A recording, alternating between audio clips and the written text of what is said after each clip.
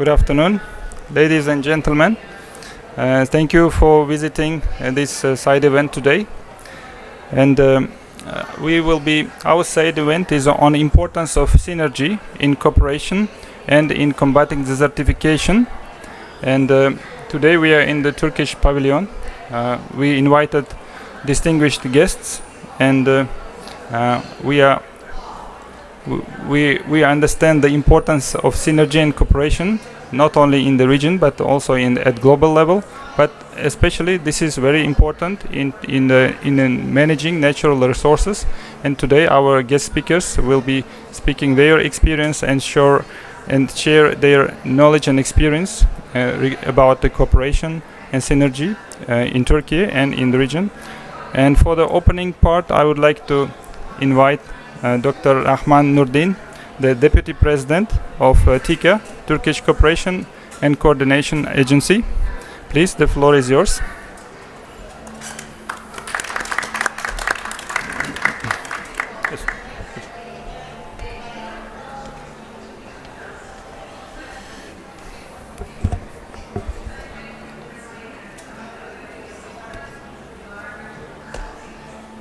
Excellencies,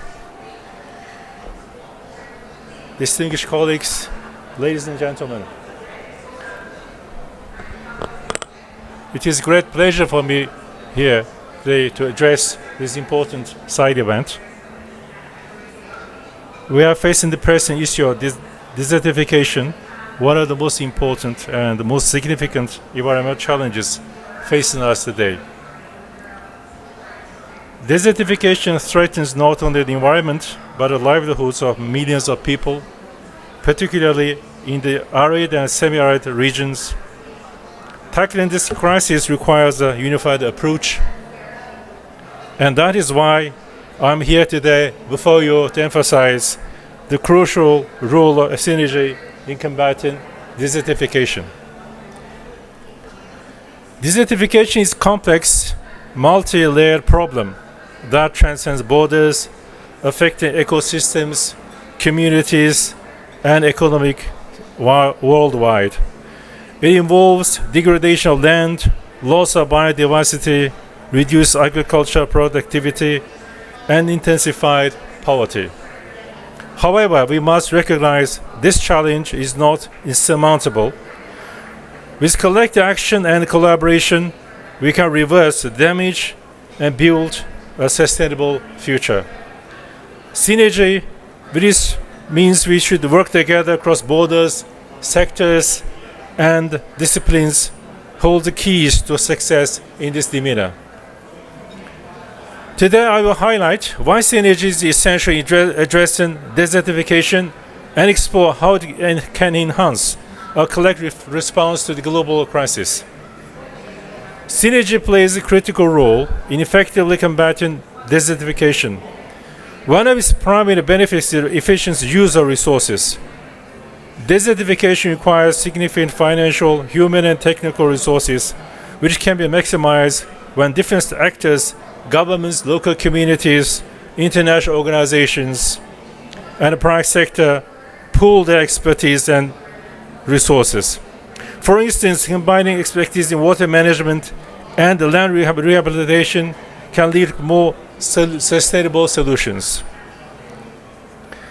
Given the multi-layered nature of desertification, synergy also facilitates development of comprehensive, multidisciplinary solutions.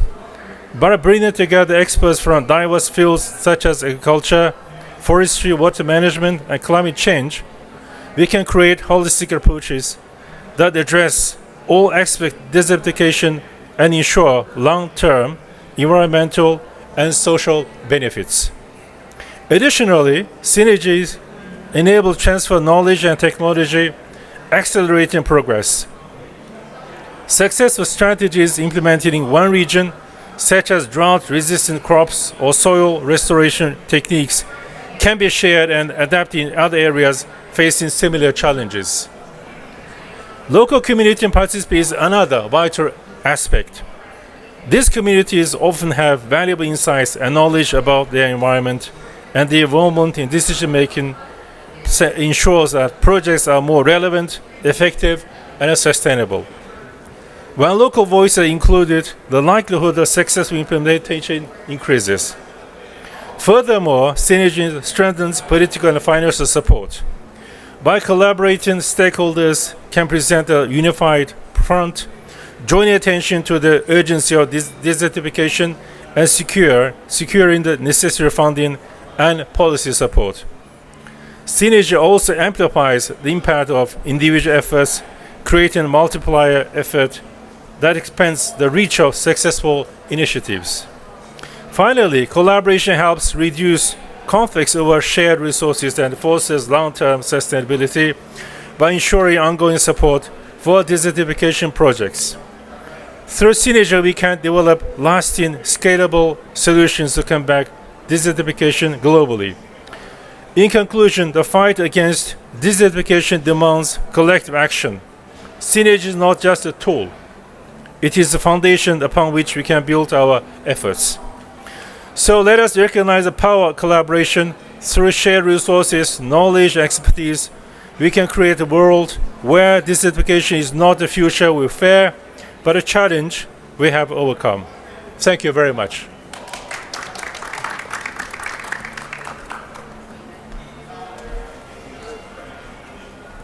Thank you very much. Dr. Rahman Nurdin, thank you very much for your opening remarks. We acknowledge the importance of cooperation, and without further ado, I would like to invite Ms. Nesrin Özsaraç, the expert from the Turkish Cooperation and Coordination Agency. She will broaden her experience. She will be talking about her experience, organizational experience of TÜRKİYE in cooperation and synergy. Please, the floor is yours.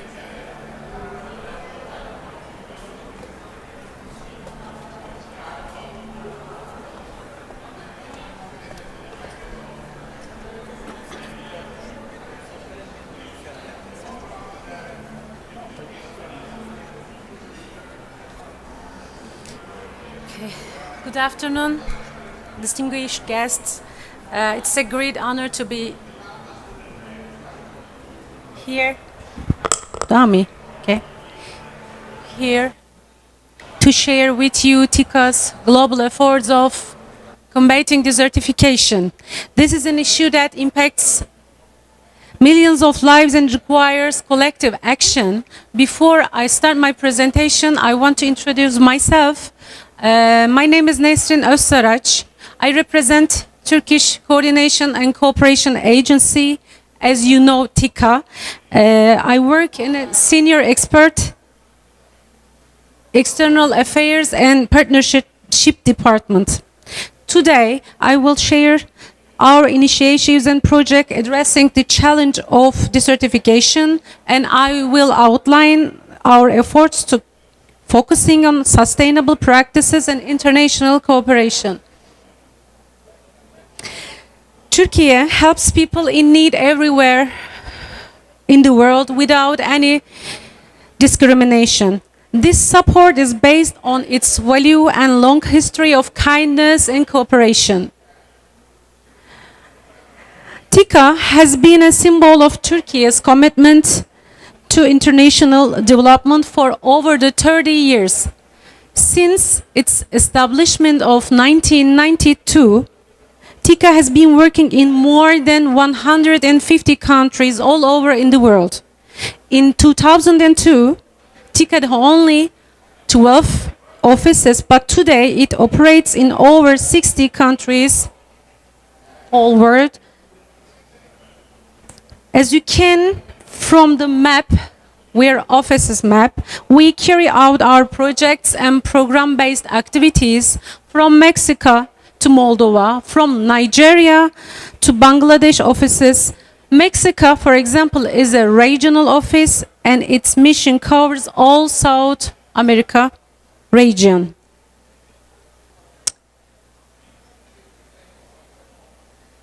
And we focus on providing grants, technical assistance, capacity development projects, training programs, and humanitarian aid.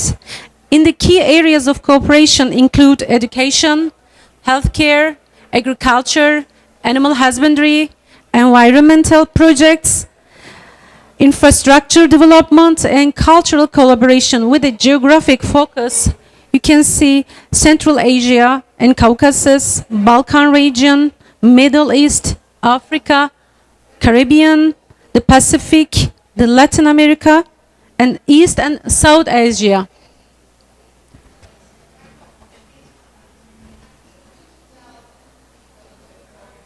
Why is important this issue? Desertification is a global crisis. It affects 2 billion hectares of land and threatens the life of millions of people, especially in arid region. In Africa's Sahel region, desertification intensifies food insecurity and poverty. For example, Chad. Chad faces very critical land degradation in region like in Salamat, which directly impacts agriculture and water availability. According to statistics, drylands in Africa make up 43% of continent, and these areas are highly vulnerable to soil erosion and deforestation. By 2030, an estimated 135 million people in Africa may be displaced because of desertification-related challenges. The global economic cost of this situation is estimated 100 billion US dollar annually, and it needs collaborative action. And what we do as TİKA, we have priorities area. We focus on enhancing soil resilience, efficient water use, and promoting environmental awareness. Our aim is to protect natural resources and ensure agricultural sustainability while adapting to climate change conditions. How do we do this? How do we achieve with our goal? They include empowering local communities, strengthening international cooperation, and providing fit solutions in local needs. These guide our projects and partnership in worldwide. I want to share some projects. Afforestation is one of our key strategies. We carry out forest restoration and tree planting projects to prevent soil erosion and stabilize ecosystem. Here's some sample.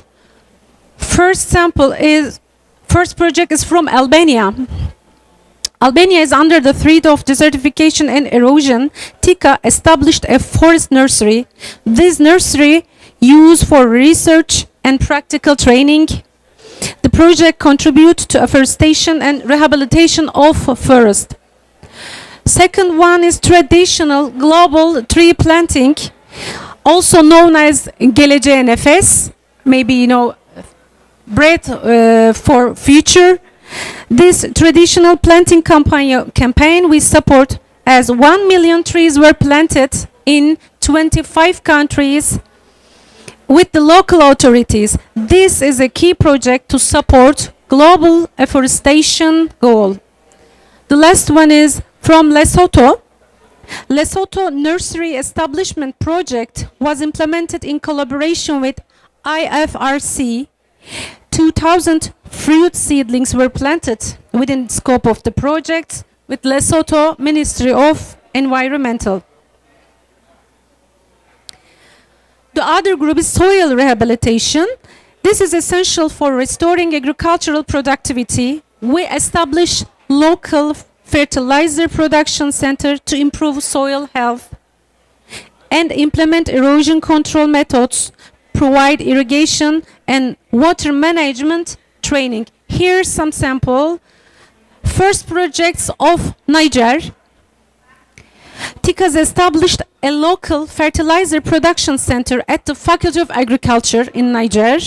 The project aimed to improve soil health through the production of biological fertilizer. The second one is from Kenya. And we donated a refrigerated truck to food bank in Kenya to combat waste and enhance food security. The last one is Laos, from Laos. In this project, 30 tons of climate-resistant rice seeds were given to farmers to increase rice production, improve food security, and to reduce pesticide use and improve environmental sustainability.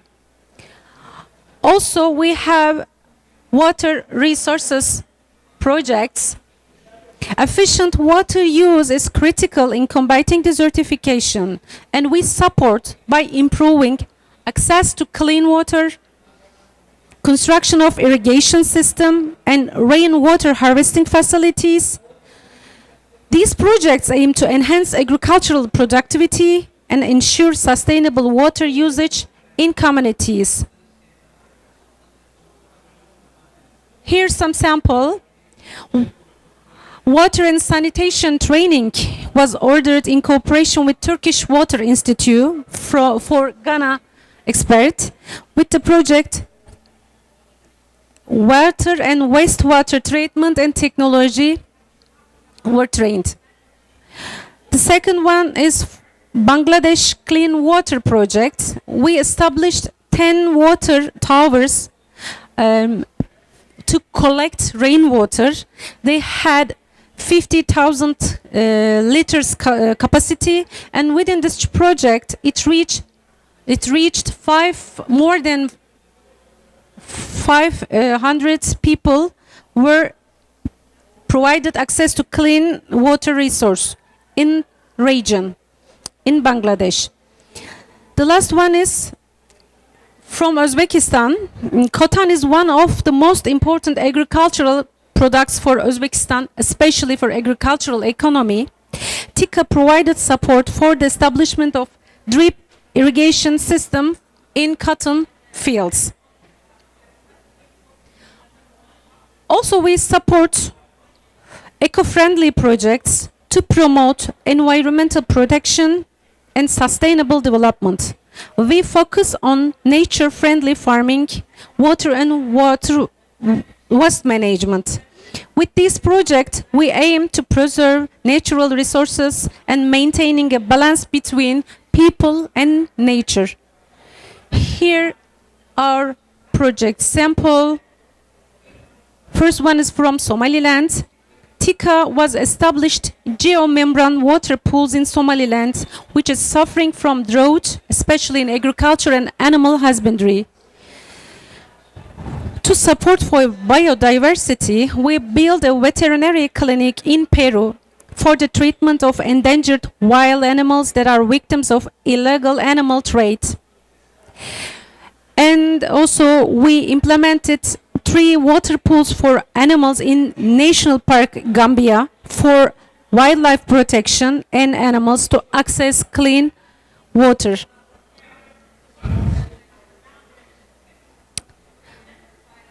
For the partnership, we collaborate with international organizations in fight against desertification to combine global knowledge and resources, develop more effective solutions, and support sustainable environmental development worldwide. Here is a model project.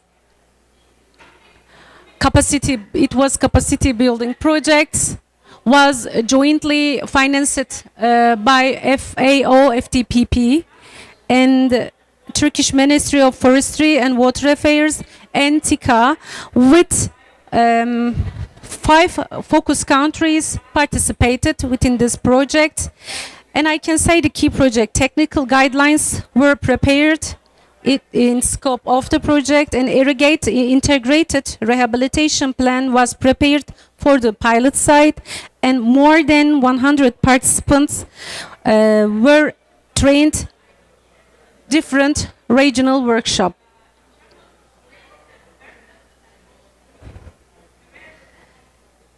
And TÜRKİYE was organized climate change effect mitigation of climate change effects training program, and participants were from ASEAN country, And the other partnership project, I can say IOFC.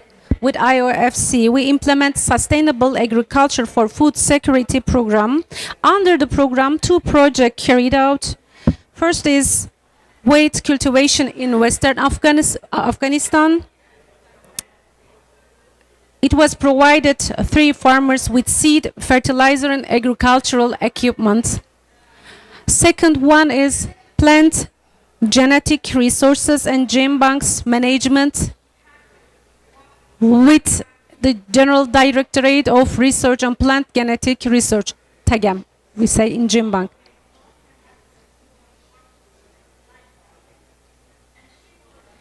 And regional workshop also was ordered with FAO partnership, a nursery seed and arid zone afforestation techniques workshop. 40 experts were attended from Central Asia countries.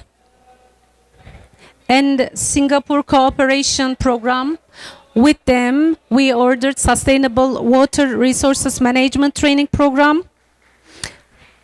From 12 African countries, participants were trained.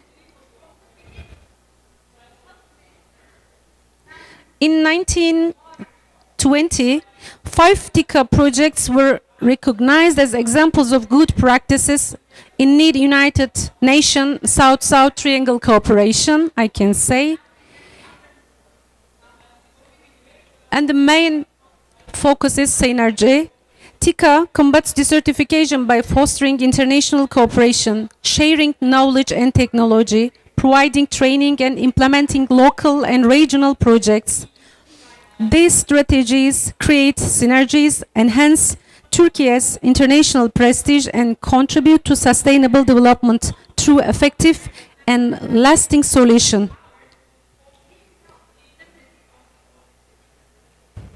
With over 30,000 projects across 5 continents, we are building in a greener, more sustainable future for all, I can say, the key achievements, the outcome, and the shared responsibility. Finally, I can say, combating desertification is a shared responsibility. TICA remains dedicated to working hand in hand with communities and partners to build a greener, more sustainable world. Together, we can overcome to this global challenge. Thank you for your attention. I'm happy to answer any question.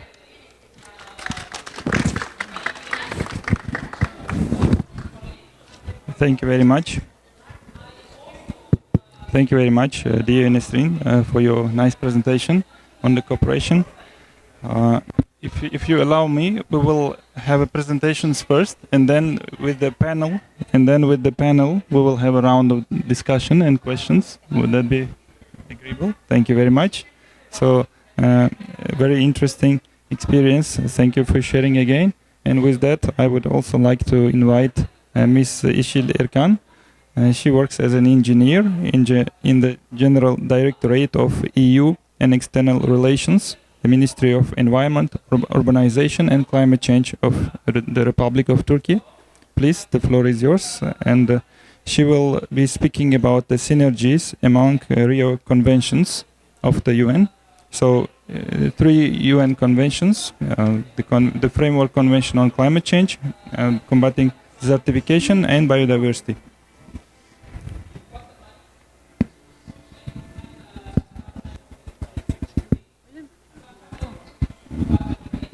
Thank you so much for giving me the floor.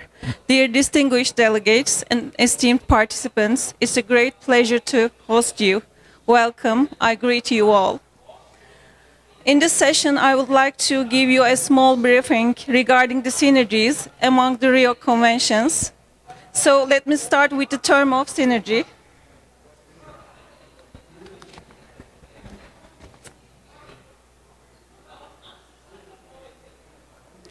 Synergy, in its most basic sense, can be explained as a harmonious joint force and effort to achieve the same result. It means giving rise to a whole that's greater than the simple sum of its parts. And creating synergies is a concept that expresses a spirit of collaboration.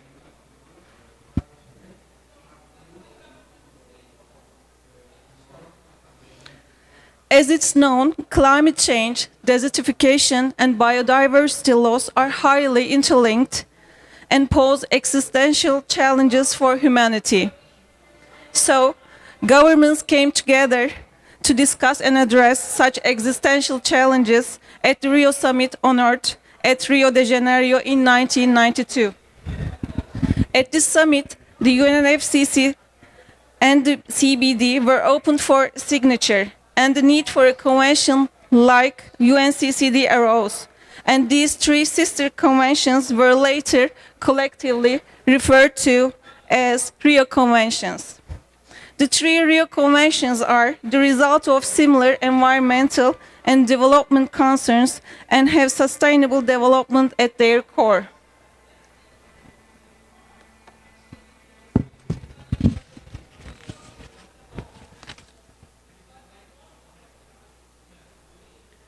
Convention on Biological Diversity is an indispensable resource for human beings to meet all their basic needs, especially food.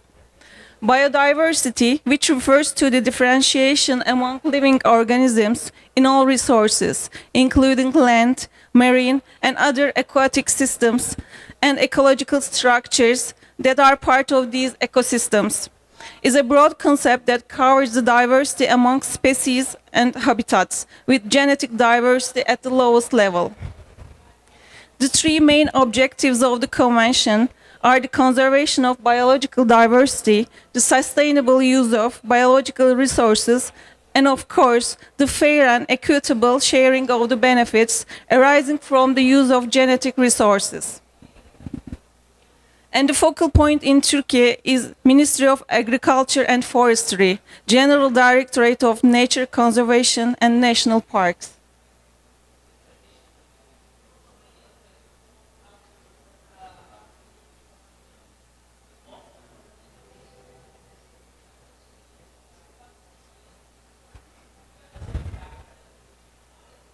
Sorry.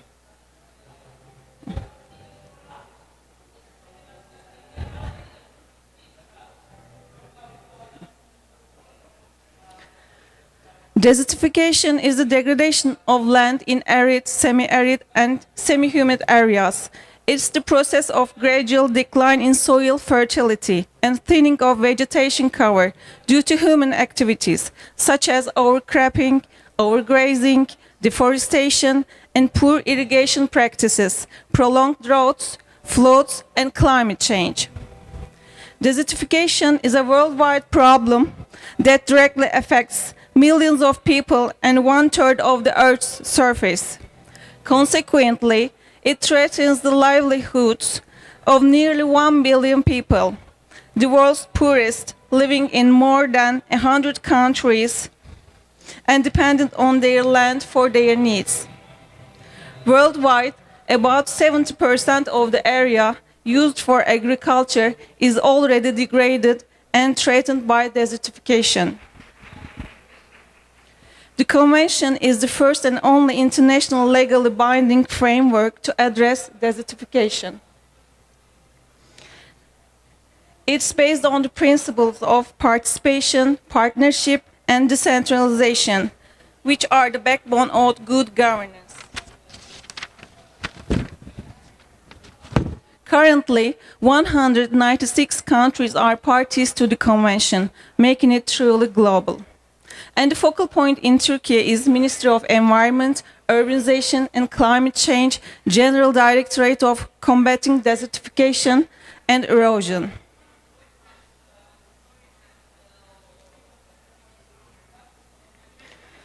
UNFCCC encourages parties to reduce greenhouse gas emissions, cooperate on research and technology, and protect greenhouse gas sinks, for example, forests, oceans, and lakes. It's based on commitments by parties to reduce greenhouse gas emissions, taking into account their development priorities and specific circumstances. Turkey has a target of net zero emission by 2053. And the focal point in Turkey is Ministry of Environment, Urbanization and Climate Change, Directorate of Climate Change.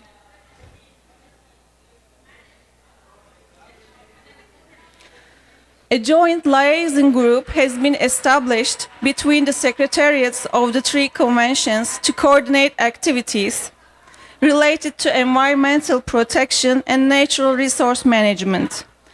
The JLG was established to collect and share information on the work programs and activities of each convention to enhance cooperation among the three conventions and to develop synergies in their activities on issues of common interest. Also, the Rio Convention's joint capacity building program, initiated by the secretaries of the three Rio Conventions, aims to strengthen individual, institutional, and systemic capacities to enhance synergies between climate action, biodiversity conservation, and sustainable land management. And it promotes coordination and coherence while supporting cross-sectional cooperation, integrated planning, policy development, and resource mobilization, and the incorporation of indigenous and local knowledge.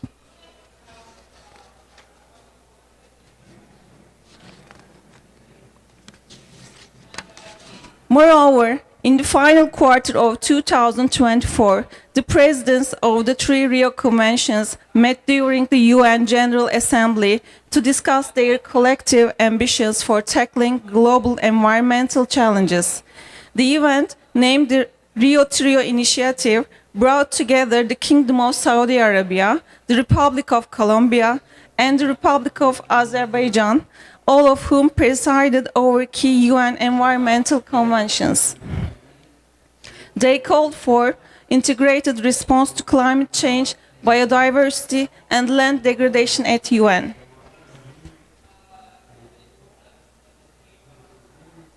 And finally, if we want to sum up, the need to improve coherence between the policies of the three conventions has become greater. If the objectives are to be achieved, we need to coordinate and harmonize our efforts under all three conventions. In this way, co-benefits are recognized and inevitable trade-offs can be addressed. For example, the way we produce, consume, and access our food is inextricably linked to our land use, climate change, and biodiversity. Improvement and development in the operational areas of each convention will directly affect each other due to their interconnectedness and will have a strong impact on humanity and life and will be vital for the survival of life on Earth. Thank you so much for your attention.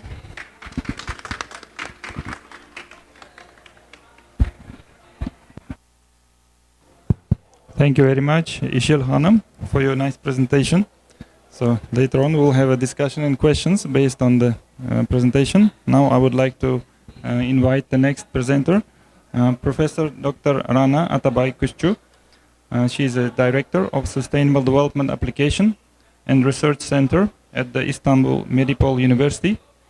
Please, the floor is yours. And she will have a presentation on importance of synergy in achieving the Sustainable Development Goals. And specifically, she will be speaking about the synergy between different sectors in Turkey and beyond. Please, the floor is yours. Thank you very much. Distinguished panelists, esteemed colleagues, and honored guests. It's a privilege to join you at UNCCD COP16, where we gather to confront a critical and intensifying challenge, the threat of desertification. Today, I'd like to focus on the concept of synergy and how integrating our approaches across multiple sustainable development goals can enhance resilience, accelerate progress, and deliver lasting benefits, especially in the fight against desertification.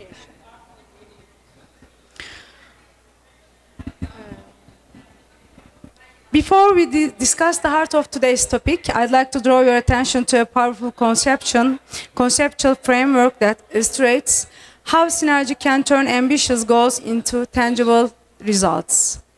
Imagine a set of levers: strong governance, data-driven policy, capacity building, equitable financing, inclusive leadership, and innovative technologies. When we pull these levers together, they open up key entry points for achieving multiple objectives: improving human well-being, fostering just and sustainable economies, ensuring resilient food systems, delivering clean energy, and developing green infrastructure.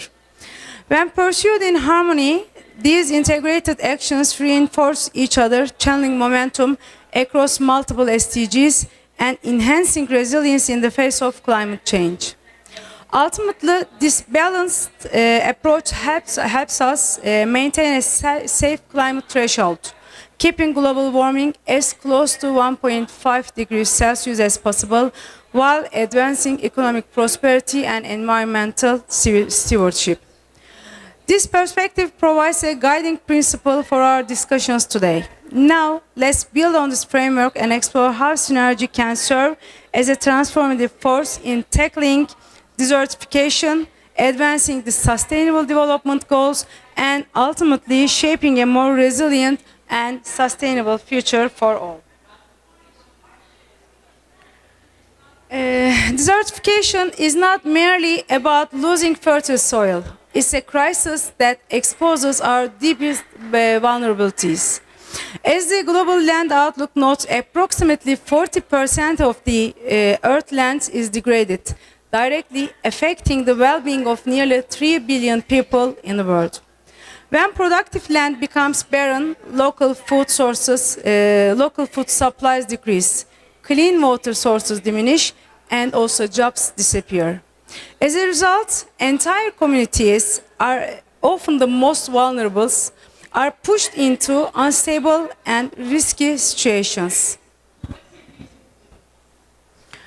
This challenge doesn't operate in a vacuum. It intersects with climate change, poverty, hunger, water scarcity, social inequality, and many other issues. Diminished land productivity can fuel migration, increase resource tension, and even contribute to conflict. The stakes couldn't be higher. We need solutions that treat one symptom in isolation and address the complex web of causes and consequences. This is where synergy comes in. Synergy means designing and implementing actions to reinforce each other instead of working at cross purposes. This is not just a theoretical idea. According to the UN report related to synergy and the SDG actions, well-integrated policies can improve sustainability outcomes by up to 40% compared to sector-specific approaches alone. That's a substantial gain. Imagine turning what might have been a modest improvement in one area into a transformative outcome that advances multiple goals simultaneously. And another UN report on SDG synergies, it also further supports this view, showing that climate solutions aligned with SDGs reduce greenhouse gas emissions, improve equity, bolster food security, protect biodiversity, and enhance human well-being. It's a virtuous cycle. When land restoration, climate adaptation, renewable energy, gender empowerment, and good governance come together, they build on one another's strengths and create a whole that is far greater than the sum of its parts. Crucially, synergy is about resilience, and we are talking about resilience. The name of this session is resilience. So resilience is our capacity to withstand shocks, adapt to change, and emerge stronger from adversity. By combining efforts such as restoring degraded lands, adopting drought-resistant crop varieties, implementing water-saving irrigation techniques, and integrating solar-powered pumps, we don't just solve one problem at a time. We increase communities' ability to handle multiple crises, be it a prolonged drought, a sudden market downturn, or an extreme weather event. Instead of being left vulnerable, communities become more self-reliant, adaptable, and ultimately hopeful about their futures. And the 2024 Sustainable Development Report has warned that progress on many SDGs is stalling or reversing due to environmental pressures and inequalities. We have to reverse this trend, and to reverse this trend, we must embrace synergy as a guiding principle. When we work in silos, we might improve one indicator while undermining another. But when we integrate, we can reduce emissions while improving livelihoods, manage water resources while protecting ecosystems, and restore soils while ensuring stable incomes and better nutrition. This is how we break free from zero-sum thinking and turn trade-offs into co-benefits. So please let's consider a concrete scenario. A region facing advancing desertification and increasing drought frequency. A traditional single-issue approach might focus solely only on soil erosion control, planting trees or building terraces. While helpful, it may not tackle the full spectrum of the challenges. A synergy-based approach, however, would combine several strategies. It might link drought-resistant crops with rainwater harvesting systems supported by solar-powered irrigation to reduce dependency on fossil fuels. At the same time, it would strengthen local cooperatives and secure women's land rights, which is an intervention that the synergy reports highlight as crucial for equitable and enduring solutions. By involving local communities and ensuring education and training opportunities for youth and women, we build institutions and governance structures that keep these efforts going long after external support winds down. The results are powerful. More stable harvests and higher yields, which are addressing SDG 2 on zero hunger. Efficient water use and better groundwater recharge, advancing SDG 6. Reduced greenhouse gas emissions and increased carbon sequestration through restored vegetation, which contributes to SDG 13 and 15. Greater social stability, more inclusive decision-making, and enhanced gender equality, strengthening SDG 5 and SDG 16. Reduce poverty as communities diversify their income sources and build economic resilience, supports SDG 1 and SDG 8.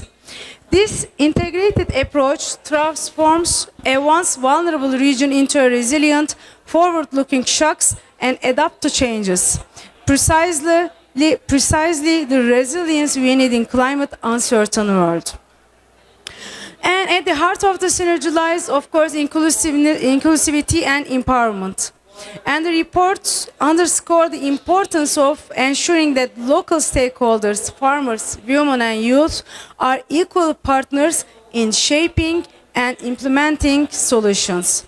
So these communities better understand their land, climate patterns and cultural contents than anyone. When people take ownership, they are more committed to maintaining and scaling these solutions. This inclusivity also bolsters social resilience. And strong social networks and community cohesion help people pull together when crises hit, fostering a sense of shared purpose and collective action. We must also think about scaling up these synergy-based initiatives. Pilot projects are valuable starting points, but successes must be replicated and adapted across different regions and contexts to achieve the needed transformation like TICA did. By documenting best practices, exchanging experiences through forums like this COP and strengthening regional cooperation, we can ensure that no community is left reinventing the wheel. And this brings me to a final crucial point. Achieving synergy is not the responsibility of any single actor. Governments must coordinate across ministries and align environmental, agricultural, energy and social policies. International agencies should provide guidance, frameworks and capacity building. Private sector actors can bring innovation and investment guided by environmental stewardship and social responsibility principle. Civil society organizations Research institutions, universities, and the media can hold decision makers accountable, ensuring that commitments translate into action. Yet, as this iceberg model suggests, merely addressing what's visible, isolated events or short-term shocks isn't enough. Real change requires diving deeper and tackling the underlying patterns and structures that shape our systems. This is more challenging, but it creates lasting resilience and transformative impact. Synergy is more than just a policy tool. It's a way of thinking that embraces complexity and seeks creative and integrated solutions. By harnessing synergy, we amplify our impact, strengthen resilience, and create a more equitable, sustainable world. We know the data, integrated approaches can accelerate progress across multiple SDGs, deliver up to 40% greater effectiveness co-benefits, and ensure that we are not merely treating symptoms but curing underlying ills. We know the importance of inclusivity, and we know the value of knowledge sharing, data-driven decision-making, and long-term planning. As we leave this panel and continue the vital conversations here at COP16, let's remember synergy is not a luxury, but a necessity. It's how we will hold desertification and restore our land's vitality, and it's how we will ensure that climate action goes hand in hand with economic and social advancement. And it's how we will build the resilience that allows communities everywhere to thrive even in the face of uncertainties. This is our opportunity to reshape our future. Thank you very much for your attention.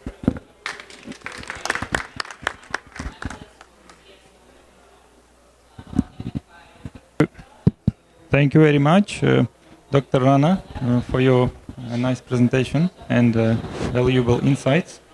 So with that, I would like to invite our next speaker, Ms. Pinar Jamli. She works as the Vice President for Ecology and Research Association of TÜRKİYE. And she will be speaking about the importance of synergy from the perspective of NGOs. So please, the floor is yours. Thank you. Hello, everyone. First of all, I'd like to say thank you, my Turkish team, for this great opportunity. First of all, I think I should start with introduce myself. I am a civil servant. I'm working for General Directorate of Combating Desertification and Erosion as a senior expert. But today or now, I am here with my member of an association.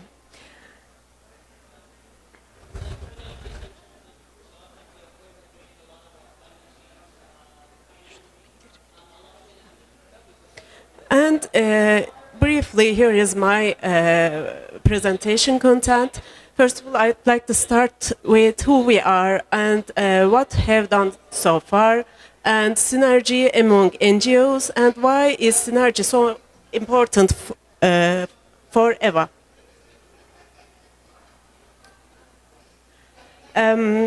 We are a group of experts working in similar fields such as environment, desertification, and land degradation. Most of us work for public sector. So we know the problems and we are working very enthusiastically in our fields. However, when we conducted our works, we realized that NGOs in our country do not have much knowledge or interest about desertification, land degradation, climate change related negotiation processes.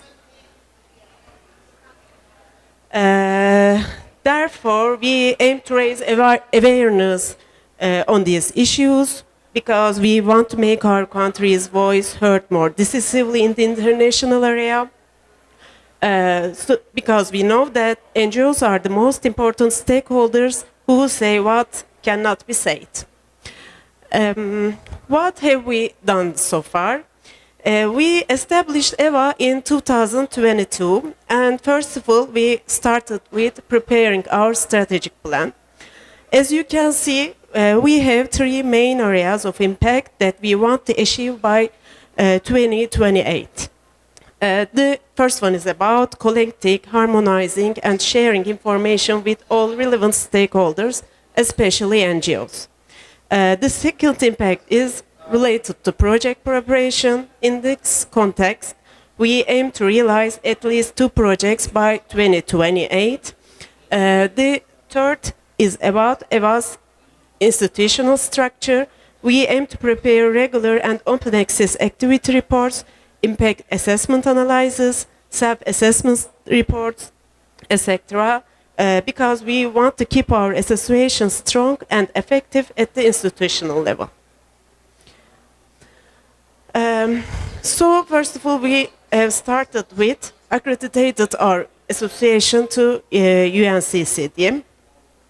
And right after that, we made a video for Turkish NGOs about how they can get accredited. As you know, to be a part of the negotiations, you have to accredit. So with this video, we are trying to explain how can they accredited, and more importantly, why should they be accredited. We participated in NGO panel meetings and contributed to documents such as the RIYADH strategy paper. Finally, we organized an online meeting for NGOs and informed them about the COP16 agenda. We have also prepared our gender equality attitude document. This document states that we will prioritize gender equality in all activities and strategic planning of our association. In our country, Ankara Metropolitan Municipality now preparing its new strategic plan for 2025 and 2029. We participated in the meeting organized in the thematic area of environment, and we presented our views, issues such as drinking water management and wastewater management and so on.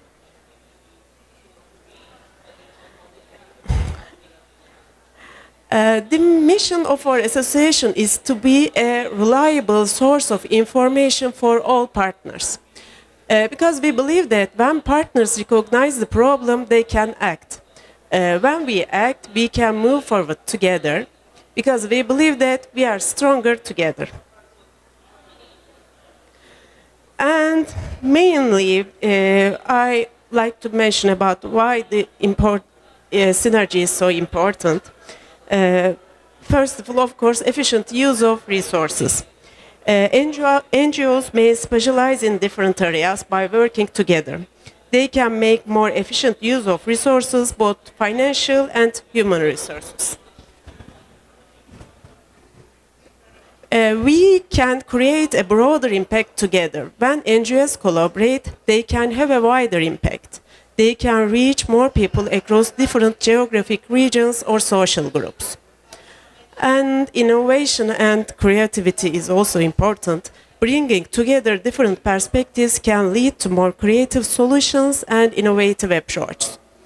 Political influence and advocacy. When NGOs act together, they can engage in more powerful advocacy for social or political change. A unified voice can have a greater impact on decision makers. And finally, of course, sustainability. Collaboration between NGOs can increase the sustainability of projects. Shared resources and networks can ensure long-term and effective results.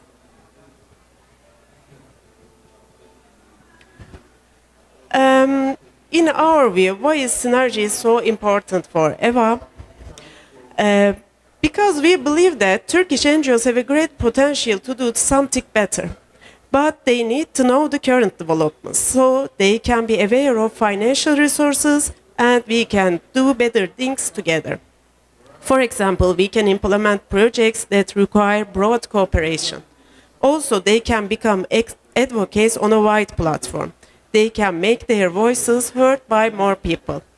In the long run, maybe we can work more effectively with NGOs from other countries. Thank you for your patience.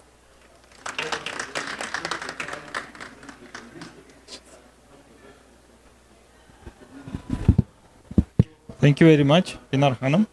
for your presentation. It was very interesting insights into NGO perspective on the synergy. And thanks again for all other presenters.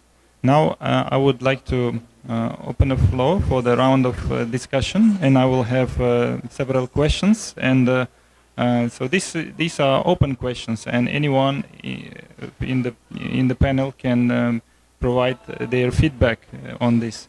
So, and then this is also open for the audience. So if the audience has any questions, you can also raise it, and we can discuss. So to facilitate let's say more live discussion, I will open the first question. So how what do you think, how countries and stakeholders leverage synergies between international conventions? So today in the presentations we heard about the synergy between different conventions and SDGs. So the question is how the countries and other stakeholders can leverage between those conventions, 3 conventions and SDGs, and to develop more integrated strategies for combating desertification in the context of sustainable development. So this is an open question, so anyone can respond. Thank you. I would like to answer this question in perspective of civil servant, because I am here, first of all, a civil servant. This is an opportunity for me to given by my government. I think the COP conferences and this kind of arenas are the great opportunity for leverage these synergies. Because in our daily life it's really hard to come together, or maybe it's really hard to organize a meeting or workshop, or you need to work more hard to do something. But in this arena we can contact with all stakeholders easily, and we can negotiate them easily. So I think here is a great arena for this question. Thank you very much. I can answer the question from universities framework maybe, because in my presentation I said that the ministries has to work with the NGOs and the other companies, and with the private sector and the public sector. So for the universities, we have lots of, the main point at the universities is becoming greener and more, having more sustainable events and becoming, actually I have to say that just decreasing the greenhouse gases is not becoming green for the universities. It's more than this. We have to say this, and we have to admit this. Because universities think that when we decrease the level of the greenhouse gases, or when we use the solar panels at the roof of the universities, they think that they are becoming greener and they are becoming sustainable. But sustainability is more than this. Sustainability is more than green energy. So it has the social part.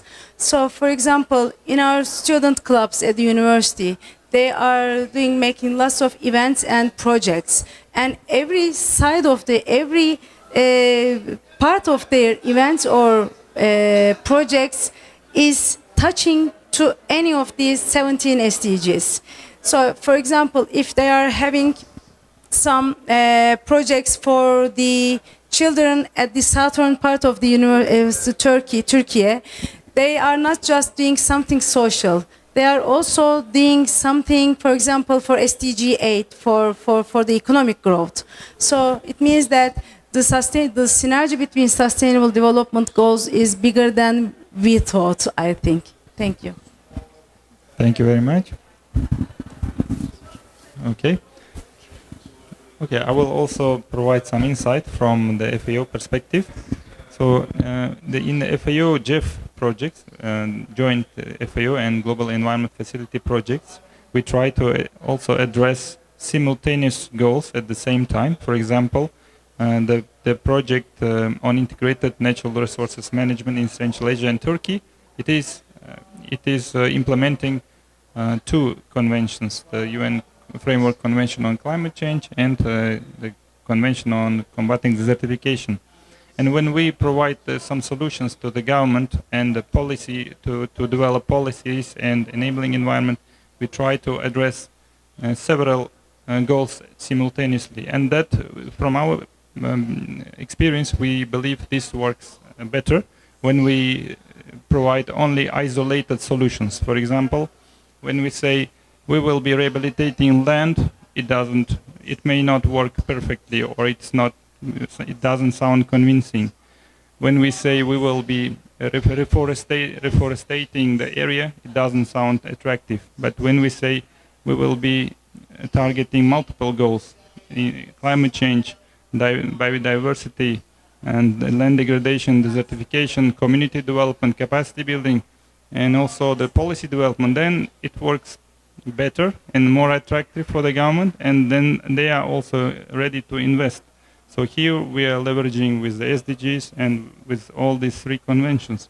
So this holistic approach from our FAO experience in the Central Asian countries, from our experience we also see that it works much better when we target simultaneous goals at the same time. And also the program that I'm working with at the moment is the Central Asian Countries Initiative for Land Management. It started in 2005 as an initiative only for land management. But later the countries understood that the land cannot be addressed in isolation.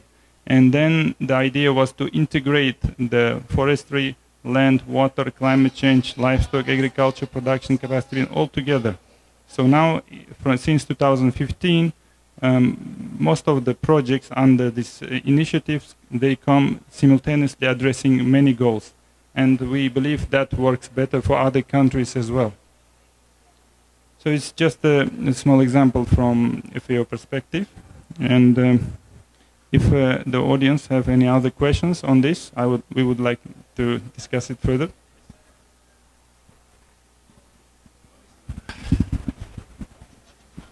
Well, it's not a question. I first of all like to thank all panelists. Thank you very much indeed, because all of them give us example.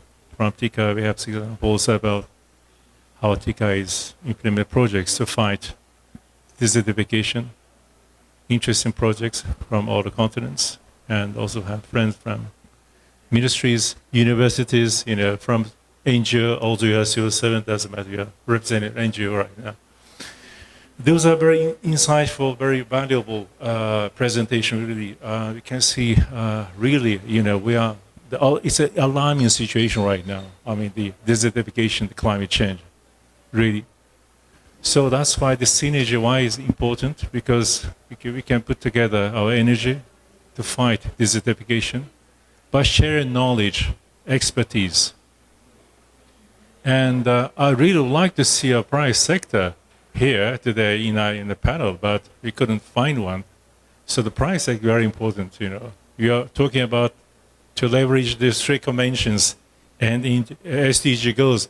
We are only, 5 years away from achieving SDG goals. Not much time left for us. So I think we should be very realistic to realize we should raise awareness among the people. I mean, for example, in Turkey, I'm so happy we have the kind of whole government approach, because all the sectors right now here, NGO universities and aid agencies from TÜRKİYE, But does people realize it's very serious already? We are facing the climate change problem here. So the number one question is how we should raise awareness among the public.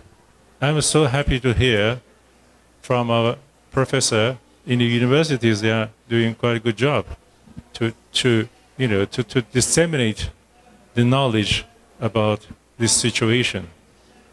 And I give an example from Uzbekistan. The RLC have serious problem right now, and I realize your president has done a good job to plant saxawool trees in our region.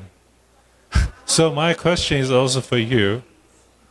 What is that situation right now going on in RLC? Because it's a really serious matter right now in Uzbekistan.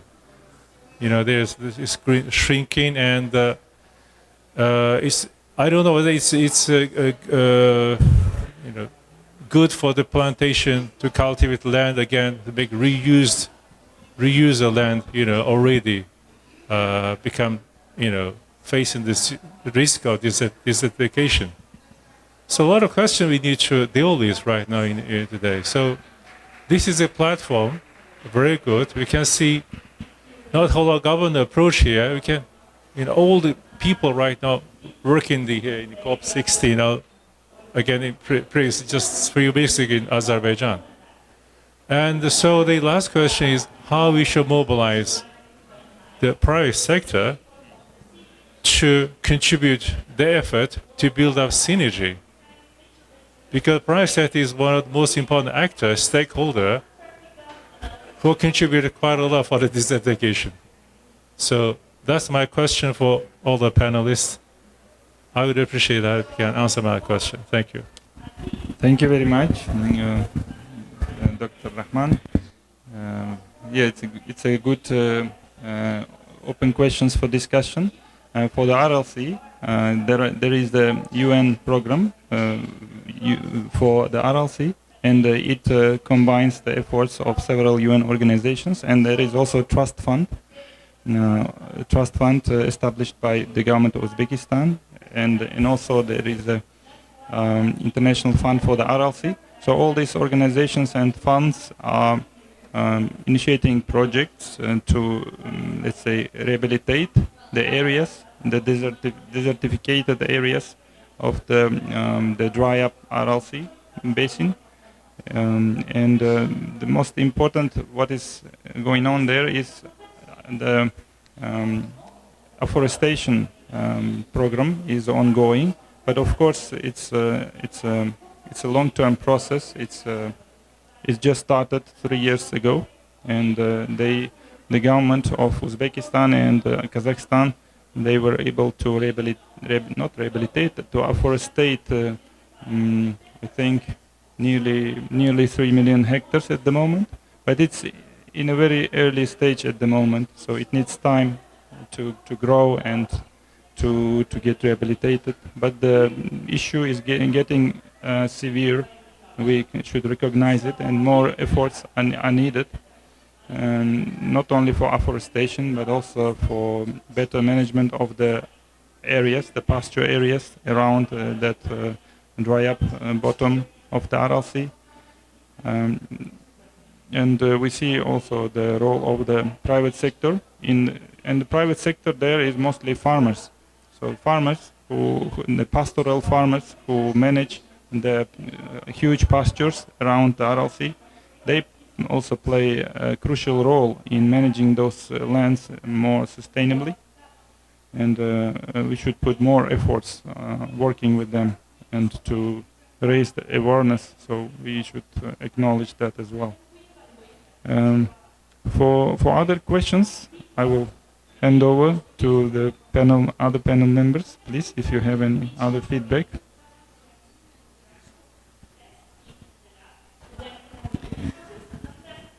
Mr. President, I think private sector has important problem with CBAM nowadays, with the green transformation and the digital transformation, and they are if we accept the desertification as a part of climate change, and also if we accept private sector as a part of this climate change, so I think they have to put their hands under the stone, but they need incentives, they need finance.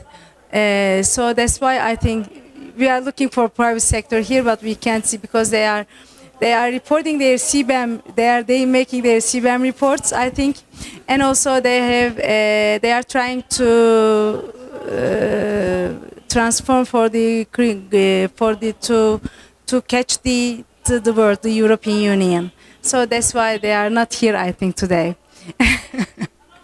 But they are part of this problem, and they also have to be a solution for this problem, actually.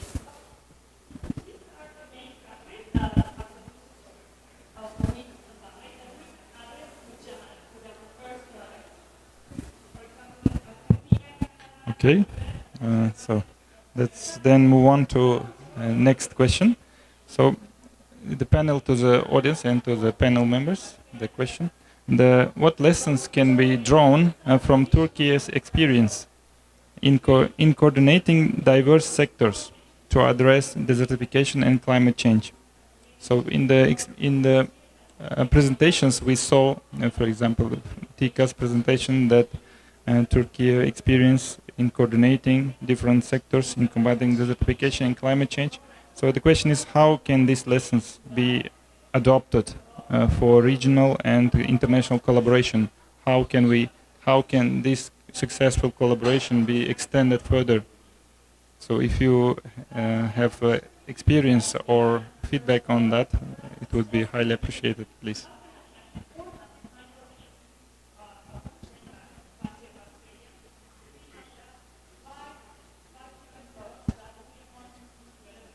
Yes, and as TİKA, we make partnership projects to make a synergy for the combat desertification, and with the projects or program-based activities within our office, and how can we make one step further to this, enhancing collaborative collaboration, and I can say.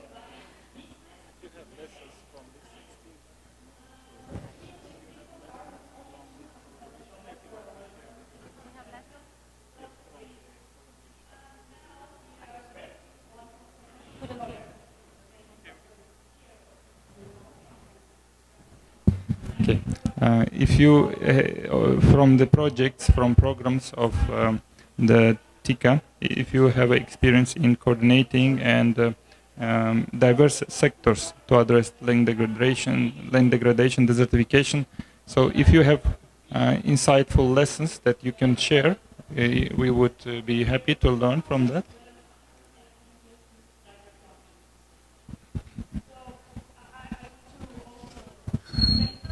Well, thank you. Because I'm also representing my organization, TİKA, so with your permission, I'd like to answer this question. My observation, you know, the TİKA is the not only an aid agency, we are also coordinating Turkish ODA as well. You know, so we have a close cooperation with all the line ministries, NGOs, ministries, universities, municipalities. So as TİKA, we are, according to TİKA law, we are entitled to draw expertise from other relevant ministries or institutions, whatever. So that's why TİKA would like to share its knowledge, its expertise, its best practice with, you know, whoever wishes to cooperate with us. And we have also very close cooperation with multilateral agents like FAO, UNIDO, UNDP, you know, those specialized agencies, and also bilateral donors like JICA, you know, we just mentioned that Thailand TİKA, many other organizations as well. So, in fact, we are sharing our knowledge from time to time. So, so we need to how, as the question is how, we can develop a kind of module.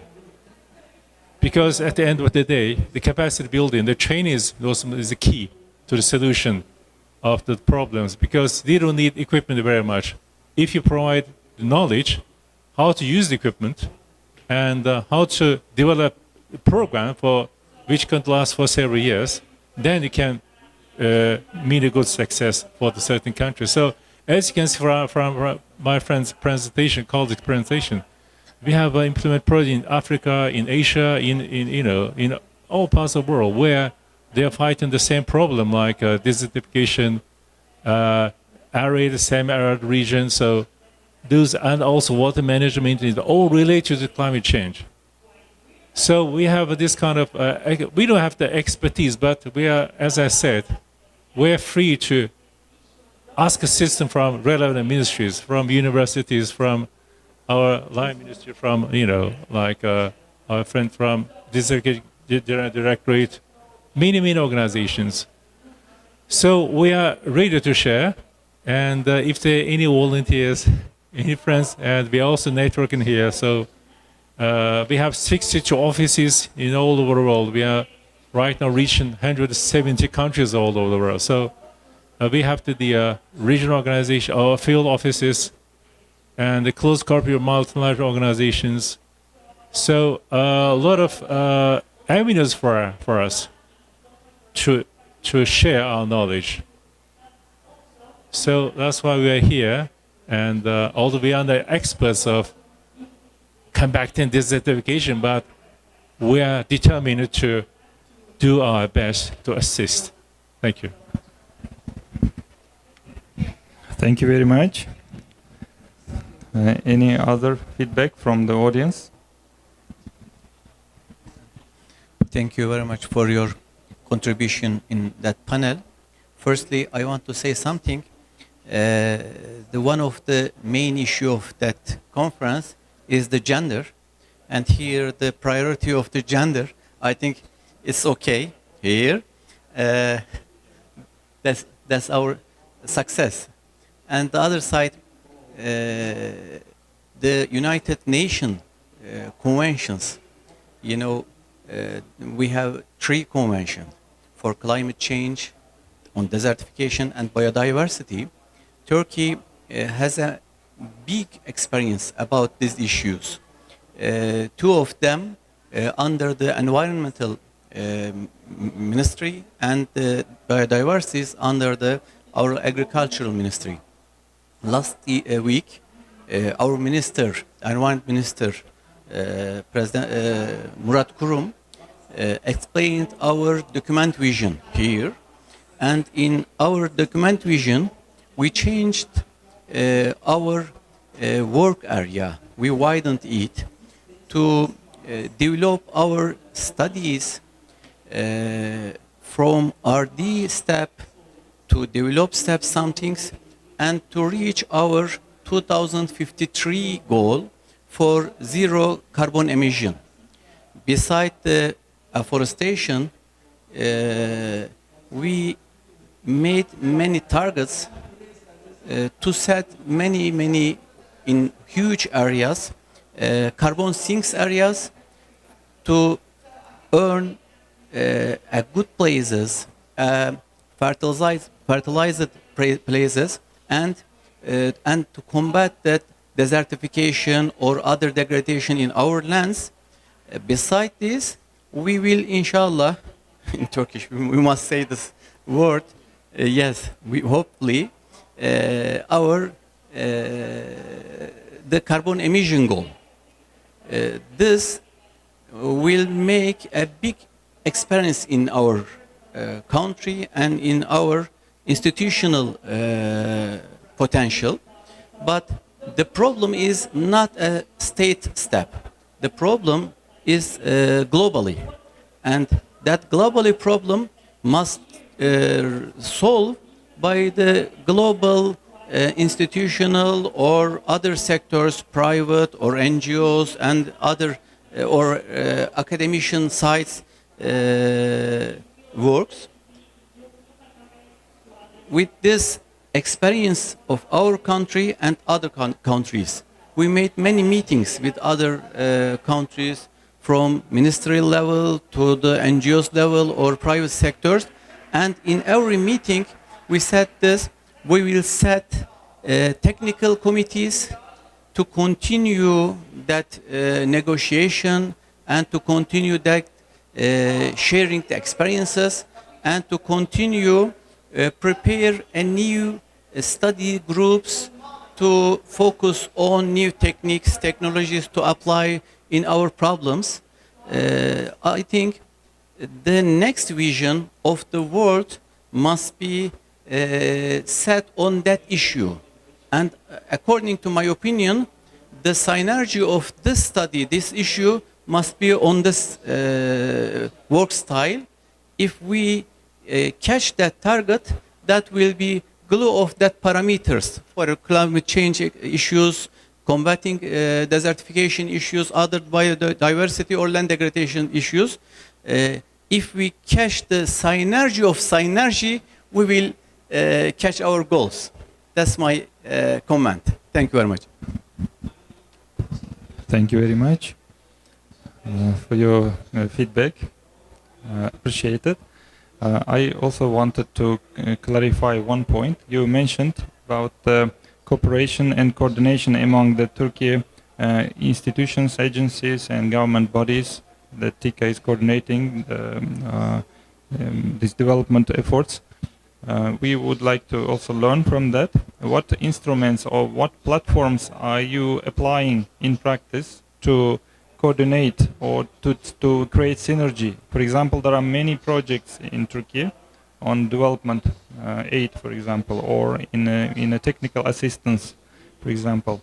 So, and there are many agencies working in the sector of, let's say, climate change or land degradation, combating degradation, etc. So, which platforms are applied? For example, agency committees, for example, or maybe there is a system, database system, where you can see the activities of the partner agencies, or maybe there are regular meetings. So, which instruments you apply in practice to effectively make it happen?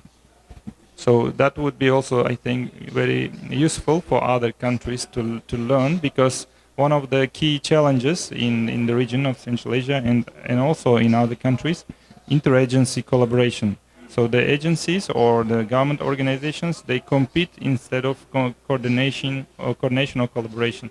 So that's a very usual case in many countries. So if you have successfully reached the level of effective coordination in certain areas, maybe we could also learn from that. And please, if you have these instruments or mechanisms that you think effective, could you please share your experience on this? And panel members or the audience who would like to provide insights on this?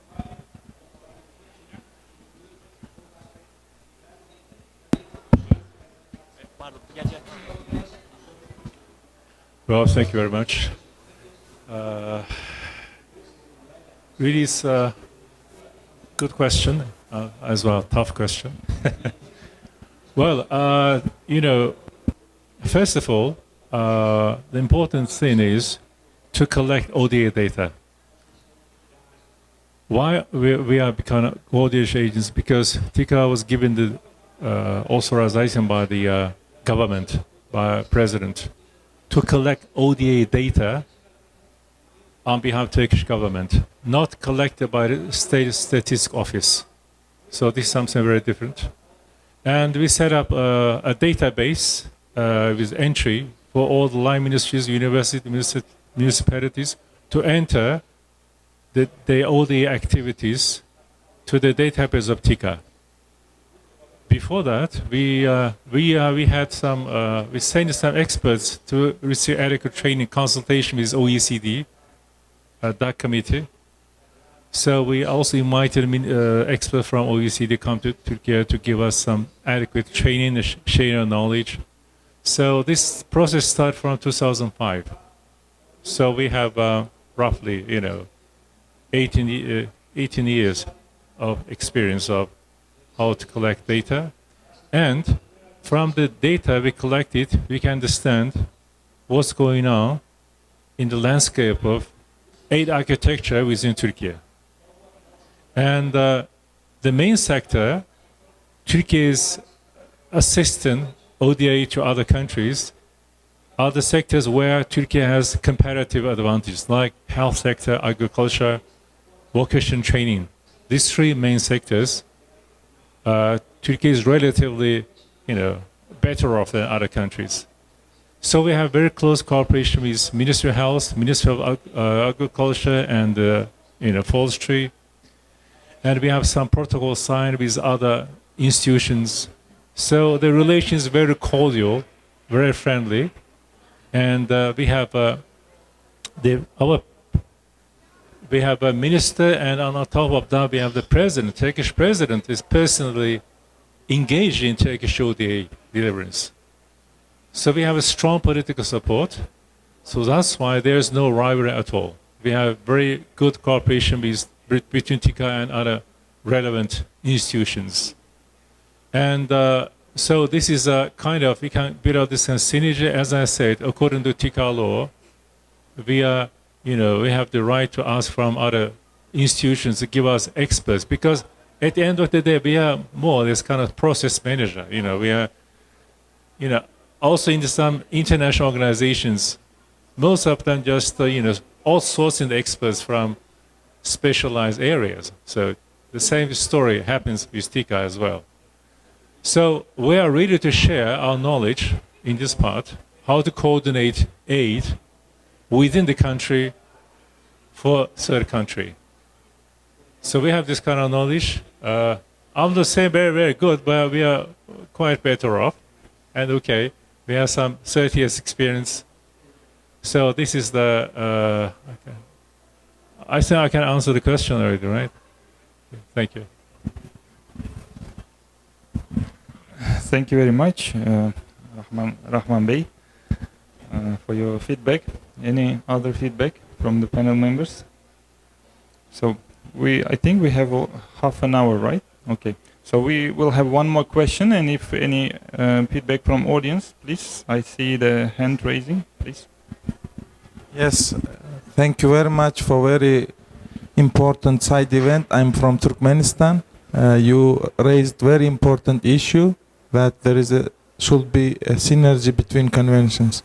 And regarding the last question raised by the moderator, Mr. Shaumarov, how governments can address challenge of lack of synergy and how to better coordinate, I would like to share Turkmenistan experience.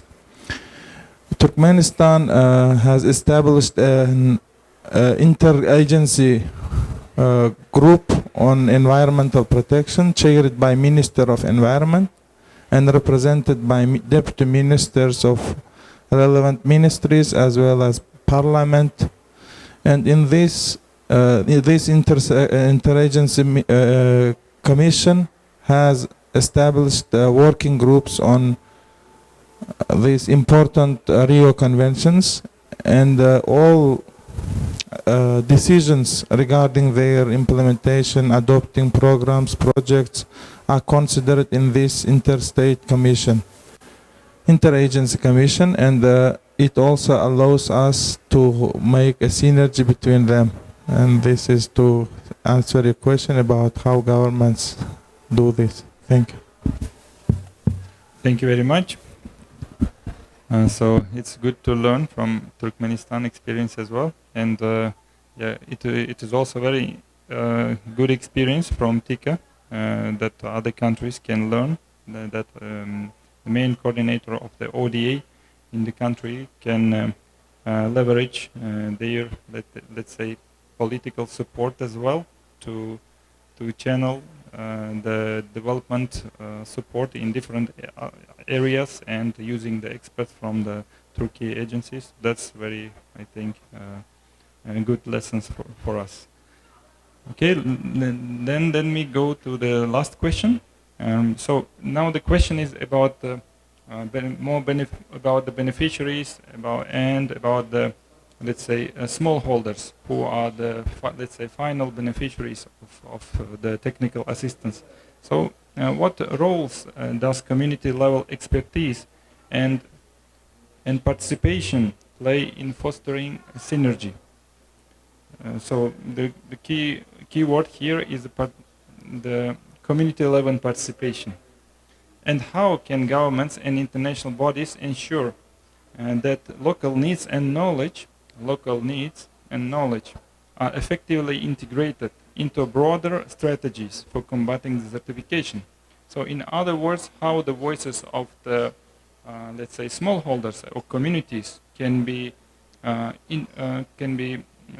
integrated into the development programs and projects and strategies, and their role in the synergy. Thank you. If you have experience, for example, from NGO projects in working with the communities, that can be one of the, let's say, you can provide some insights from that experience. We haven't any field project as an NGO But I can say that strategic plans are the most important and the main step of implementations in the local level and reach the communities. So we have established our NGO in 2022, but first of all, we have started with preparing our strategic plan and determine the targets till 2028 to implement our projects. But we haven't started yet. We are planning to do it as soon as possible. Thank you very much. So maybe other panelists have some experience involving with the local communities, households, farmers, field level, local knowledge. Okay. Okay, let me share experience from FAO projects. So before starting project, of course, there is a baseline assessment, and as a part of baseline assessment, we also do the needs assessment to see what are the needs of the local communities in the development, and we use different tools. For example, one of them is a SHARP tool. It's called SHARP, so it's a assessment of the local communities and their, let's say, resilience to climate change and to land degradation. So within this assessment, we can see the capacity of the local communities and their needs in the further development, their priorities. So this is a very practical lesson where we meet with the communities and we draw maps of the local resources, and the needs of the communities are prioritized over there. And then it is the with this we also draw a roadmap for the community development, and then we combine it with the let's say local government. We discuss it with the local authorities to see how it fits their priorities, and then we also align it with the FAO strategy and with the country strategies or with the country programs on developing the certain region. So, and then this plan goes to the project, and then we see we develop our activities accordingly in communication with the local partners, local stakeholders. So this is a very intensive communication process where the voices of the local communities also can be heard, and their needs could be considered in the development assistance and in the projects. This is a small example from our experience. Yes, please. Well, I've talked too much today. So, well, first of all, what is local community? You mean a village or city? So we need to know the definition of the Yes, what do you mean by local community? Let's say the village, including the households and the local farmers, pastoral communities, or Okay. let's say local landowners. All right. Well, from our experience, I'm from TÜRKİYE's experience. Experience in Africa, for example. The biggest problem is ownership. So there's a lack of ownership by the government in African countries, in least developed LDC countries. So that's why our target normally is the local NGOs who are interested in the community development, gender empowerment projects for the gender equality. So that's why in the countries where there is a loose political ownership for the sake of SDG goals, then we move in, and because the modality is demand driven, so we don't tell them what to do, what should be done. We respond to their need. If it is in line with the local community empowerment for the women empowerment, we try to help the communities. For example, in Chad, we have projects to empower the women in the village to build a land to build up vegetables and to generate income for the women living in the village, for example. There are lots of this kind of projects in many countries.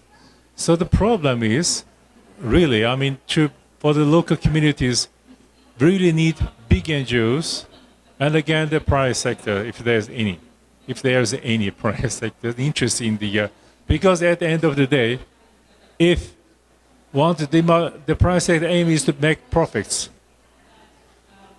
If land could not be, plentiful anymore, so where the profit could come from? So that's why we need to put some money in there. That's why I'm asking the question, where the private sector, And also we need to build up again, I just mentioned about raising awareness, This has got to do with the ownership. If the African countries, some LDC countries couldn't realize the polling situation, this desertification is really a big problem. So we should build up the capacity of the government officials in those countries who have no idea, or less idea about what's going on in the world, for about COP16, COP29, So this is a number one problem, pressing problem. We should raise awareness among the governments, the people, to understand, really it's a serious business, We should do something for the people.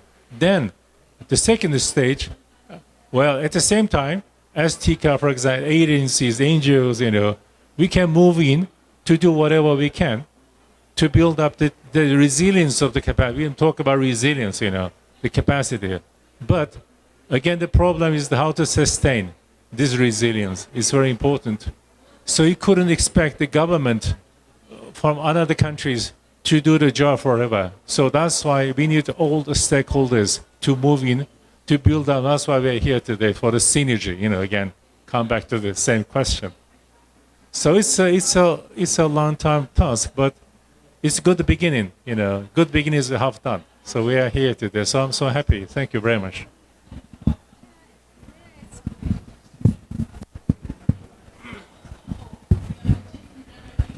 Thank you very much. While I was teaching climate change at the class to the students, I'm showing them a polar bear on an Arctic ice. And I'm asking them, what do you see? They say that they saw a polar bear. And I'm asking if they saw any polar bear in their whole life. Some of them say that at the zoo, some of them never. And I think the main problem is to internalize the problem for the students, for the people, for everyone. And then I'm saying that with the rise in the sea levels in 2050, some of the cities at the Black Sea coast will be under sea levels. And I'm asking who are from Black Sea, and some hands are raising up, and they say, really, really, really, because when I say something for themselves, so they internalize it, they understand what they will meet with with the climate change as a problem, actually. So I think this is the main problem. We have to tell people what is waiting for them, what is the problem, what will be for them. But when we are giving examples that they never see or that they can never imagine in their lives, so they don't understand what is the problem, what's the main problem. So climate change, okay, the weather is sunny, we know that. What's the problem? But we have to tell them what is the main problem is, actually, I think. So, thank you. Thank you very much for your feedback, and very appreciate also your insights from the TK experience. Any other questions from the audience? Yes, please.